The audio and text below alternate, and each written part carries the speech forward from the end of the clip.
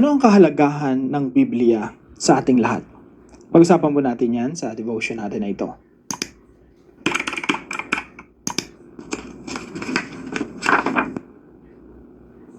Magandang araw po sa bawat isa sa inyo. Welcome back to our 365 Daily Devotions, Bible Characters Edition.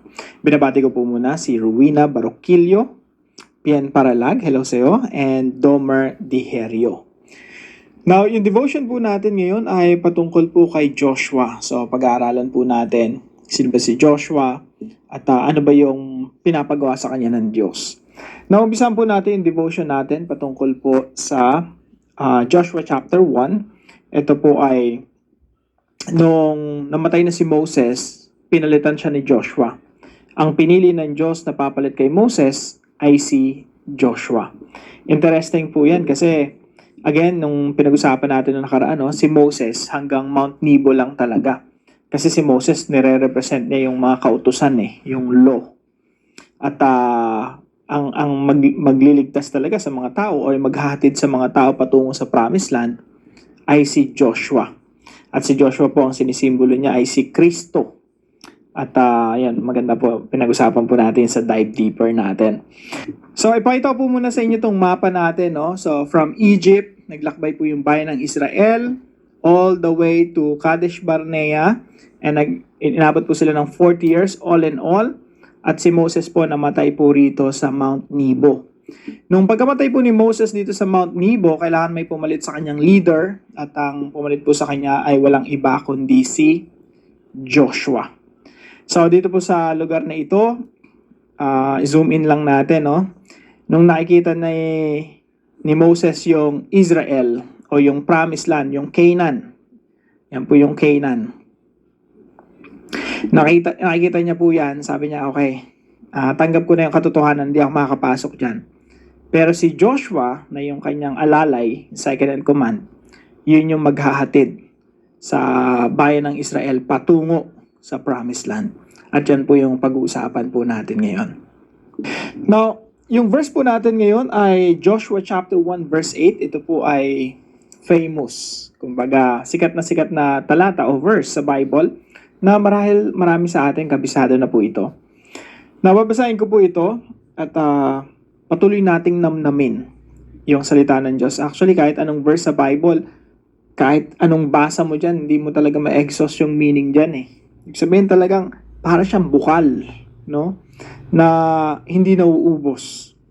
Kamakailan lang pumunta ako sa probinsya namin, yung bukal doon, yung may tubo ron na tuloy-tuloy lang yung tapon, yung agos ng tubig.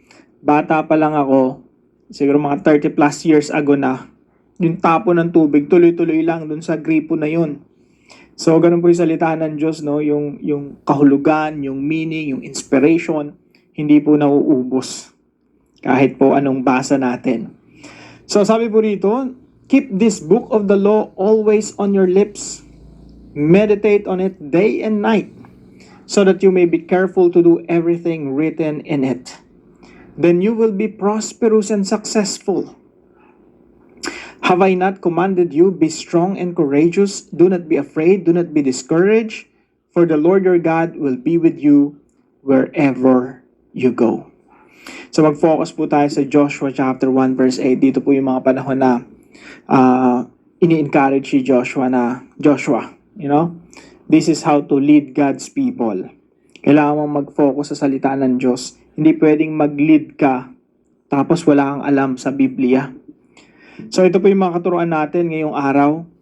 The Word of God is indispensable to individuals, families, and nations. Pag sinabi po natin indispensable, hindi pwedeng wala.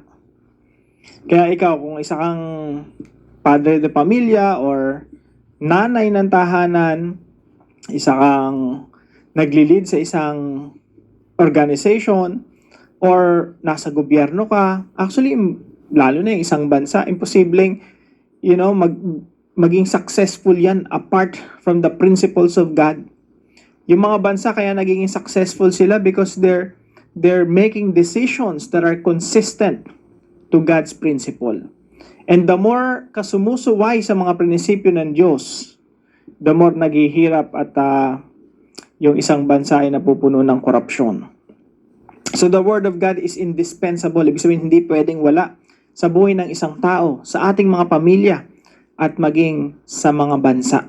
So dito po, si Joshua, siya yung magiging pinaka-presidente, no, ng kanilang, kumbaga, highest position, yung binigay inaatang sa kanya, at ililid niya yung bayan ng Israel. Hindi pwedeng, Joshua, didiskarte ka ng sarili mo, hindi pwedeng ililid mo yung bayan ng Israel, tapos wala kang alam sa salita ng Diyos. Pansinin niyo po, yung mga bansa sa Europe, bansa sa North America, yung mga in-establish yung bansa nila based on the principles of the Bible, sila yung naging mga superpowers. Sila yung magaganda yung na-develop na mga batas na naka-impluwensya sa buong mundo. So the Word of God is indispensable to individuals, families, and nations. Maging dito sa ating bansa, mga kapatid, hanggat ang leaders natin walang takot sa Diyos, hanggat ang mga leaders natin hindi naunawaan yung mga prinsipyo ng Diyos sa Biblia, tas maglilid sila ng isang bansa, yung sarili nga nila hindi nila mailid. Biblically speaking, according to the principles of God, how much more yung isang bansa na ililid mo.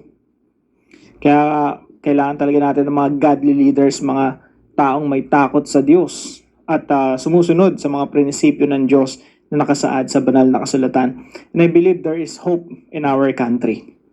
Mamaya pag-usapan natin yan sa dive deeper, no? Number 2, the Word of God is meant to be read, meditated on, and obeyed. Ang salita po ng Diyos, ang naririyan yan for us to read it, para basahin natin. Pangalawa, pagmuni-munihan, i-meditate, i-contemplate. Kumbaga, hindi mo siya basta binasa lang i-digest mo siya sa isipan mo. Para pong mga pagkain yan pag kumain tayo Kapag nilunok mo yung isang mansanas, tipak-tipak, nako, napakahirap sakit sa lalamunan. Hindi mo may enjoy, hindi magiging beneficial sa'yo, baka ikamatay mo pa. Pag kumain ka ng mga buo-buong mga gulay o karne, no? Dinadigest po yan para talaga maging beneficial sa atin. Ibig sabihin, ginunguya-nguya. Yan po yung ginagawa natin sa pagkain. Pagdating sa tiyan, dinadigest pa ng tiyan natin. So, ganun po ang ginagawa natin sa salita ng Diyos. We consume the Word of God, we digest, ginunguya-nguya, pinaprocess, inuunawa. Kaya po sabi po ng Biblia, keep this book of the law always on your lips. Kailangan hindi mawawalay sa iyo. Lagi mong binabasa yung salita ng Diyos. Meditate on it. Kailan daw? Day and night. Para saan po? So that you may be careful to do everything written in it. Pinagmamalaki natin dito sa bansa natin, the only Christian nation in the world or in Asia. Saksakan ng korap yung bansa natin. Yung problem naman, hindi naman sa kakulangan ng mga prinsipyo ng Diyos Ang problema natin yung pag-unawa at the same time yung application ng salita. Hanggat hindi natin sinusunod ang sinasabi ng banal na kasulatan, kahit pa sabi mong Christian nation yan, hindi pa rin tayo magiging maunlad o successful or prosperous nation. So sabi po rito, you have to read the Word of God, you have to meditate on it, and you have to obey. Kaya po, the Word of God is meant to be read, meditated on, and obeyed. Huwag kayong papayag na inaaral natin yung salita ng Diyos at hindi naman natin susundin. Useless yon. Kapag binasa mo yung salita ng Diyos, tapos nalaman mo yung mga prinsipyo ng Diyos, tapos hindi mo isinabuhay, hindi mo sinunod, useless yon. At mas mabigat nga yung responsibility natin, lalo na nalaman mo yung salita ng Diyos, hindi mo in-apply, mas malaking pananagutan mo sa Diyos. Point number 3. The Word of God guides individuals and nations toward prosperity and success. Sabi po rito, so that you may be careful to do everything written in it, then you will be prosperous and successful. At ikaw ay magiging maunlad, magiging abundant ang iyong buhay, at magiging matagumpay ka. Prosperous and successful.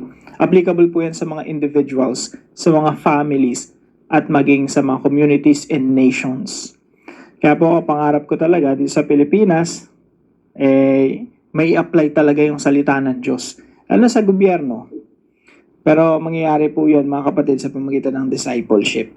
Magsisimula po yan sa buhay mo, sa pamilya mo, sa mga komunidad natin, sa mga local churches, and later on, sa bansa natin. The Word of God guides individuals and nations toward prosperity and success. Now, bilang application po sa pinag-aaralan natin ito, number 1 po, read the Bible, meditate on it, and apply its principles. Kailangan po nating basahin ang salita ng Diyos, meditate on it, pagmuni-munihan, at the same time, i-apply yung mga prinsipyo ng salita ng Diyos. Pangalawa po, apply the Bible's principles to your family. Una, syempre, sa sarili natin, pero hindi nagtatapos yung mga prinsipyo ng Diyos sa buhay natin. No? Hindi lang natin basta ina-apply yung salita ng Diyos. Ina-apply natin yan sa ating family. Hindi lang pang individual, kundi pang pamilya, pang eskwelahan, pang workplace natin, maging sa gobyerno. So apply the Bible's principles to your family, school, and workplace kung saan ka man dadali ng ating Panginoon. Pangatlo po, pray for the advancement of the gospel and the prosperity of our nation. Ipanalangin po natin mga kapatid na yung ebanghelyo ng ating Panginoong Jesucristo ay lumaganap talaga dito sa bansa natin. Ipag-pray natin na yung mga churches, they will become faithful in advancing the Great Commission of the Lord Jesus Christ and preaching the gospel, at mas marami pang mga taong makakilala sa Panginoon. Yung gospel po kasi dapat nagpe-penetrate yan sa media, nagpe-penetrate sa entertainment, nagpe-penetrate dapat yan sa mga businesses, sa government, schools, families, organizations. Dapat yan nanghihimasok at binabago yung buhay ng mga tao. At doon pa lang mga kapatid magkakaroon talaga ng transformation dito sa ating bansa. Let's pray that this nation will be discipled, madisipulo. At paano mo po madidisipulo yung isang bansa? Pag dinisciple mo yung isang bansa, hindi lang individual yung i-disciple mo, kundi kasama yung families, tsaka yung education. Damay talaga yan. Yung kultura ng isang bansa, lahat ng aspeto ng kultura, kasama yan sa mga dinidisciple. Pati yung gobyerno natin, dinidisciple yan. At ang pag-asa talaga ng ating bansa ay walang iba kundi si Kristo, ang mensahe ng ebanghelyo na ipinapangaral po natin. So pray for the advancement of the gospel and the prosperity of our nation. Now, para naman po sa ating discussion, why did God command Joshua to meditate on the book of the law before leading the people into battle? Bakit sabi ng Diyos, Joshua, mag-focus ka muna sa salita ng Diyos, no? Before you lead the people into battle. Para naman po sa ating dive deeper, how did Jesus fulfill the person and mission of Jesus? Pag-usapan po natin. Paano si Joshua, yung katauhan ni Joshua, yung life and mission niya, nasasalamin sa future Messiah, sa gagawin ng ating Panginoon Jesucristo in the future. Pag-usapan po natin yan sa ating dive deeper video. Tayo po'y manalangin. Father God, sometimes I feel small when I think about the task in front of me. I imagine how Joshua must have felt when he stood before the people after Moses died. Thank you that you did not leave him alone. And thank you that you do not leave me alone either. When I'm afraid, remind me that your presence goes with me. Help me not to look at my weakness, but to hold tightly to your word. Make my heart brave, not because I am strong, but because you are faithful. Lead me step by step and teach me to follow you with quiet confidence and steady obedience. In Jesus' name, Amen and Amen.